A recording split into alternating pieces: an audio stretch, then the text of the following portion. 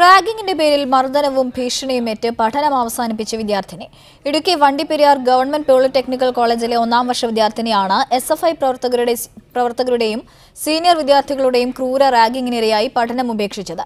Anti ragging സെല്ലിന് പരാതി നൽകണമെന്ന് പറഞ്ഞ് കോളേജിൽ വിളിച്ചുവരുത്തി ഉപദ്രവിക്കാൻ ശ്രമമുണ്ടായെന്നും പെൺകുട്ടിയുടെ അച്ഛൻ പറഞ്ഞു. ആലപ്പുഴ സ്വദേശികളായ ജോൺസൺ ലിൻസി ദമ്പതികളുടെ മകൾ കഴിഞ്ഞ ആഴ്ചയിലാണ് ഇടുക്കി വണ്ടിപ്പെരിയാർ ഗവൺമെന്റ് പോളിടെക്നിക്കൽ കോളേജിൽ സ്പോട്ട് അഡ്മിഷനിലൂടെ പ്രവേശനം നേടിയത്. കോളേജിൽ നടന്ന പ്രകടനത്തിൽ എസ്എഫ്ഐ പ്രവർത്തകർക്കൊപ്പം മുദ്രാവാക്യം വിളിച്ചില്ലെന്നാരോപിച്ചാണ് പെൺകുട്ടിയെ ഹോസ്റ്റലിൽ വെച്ച് റാഗിങ്ങിന്റെ പേരിൽ ക്രൂരമായി മർദ്ദിച്ചതെന്ന് വീട്ടുകാർ പറയുന്നു. എസ്എഫ്ഐ പ്രവർത്തകരും സീനിയർ വിദ്യാർത്ഥികളുമാണ് മർദ്ദിച്ചതെന്നും പെൺകുട്ടിയുടെ വീട്ടുകാർ പറഞ്ഞു. കഴിഞ്ഞ ദിവസം ഞങ്ങൾ തെളിവെടുപ്പിനെന്നും പറഞ്ഞ് ഗവൺമെന്റ് കോളേജിൽ പ്രിൻസിപ്പാൾ വിളിപ്പിക്കുകയും അവിടെ എസ്എഫ്ഐയുടെ ഗുണ്ടകളെ കൊണ്ട് അലക്സ് എന്ന് പറയുന്ന ഗുണ്ടയും പ്രിൻസിപ്പാളിന്റെ ഒത്താശയോട് ഞങ്ങൾ ആക്രമിക്കാൻ ശ്രമിക്കുകയും ചെയ്തു.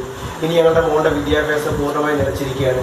മകളുടെ ജീവന് ഭീഷണിയുള്ളതിനാൽ വണ്ടിപ്പെരിയാർ ഗവൺമെന്റ് പോളിടെക്നിക്കൽ കോളേജിലെ പഠനം ഉപേക്ഷിക്കുകയാണെന്നും പെൺകുട്ടിയുടെ അച്ഛൻ പറഞ്ഞു.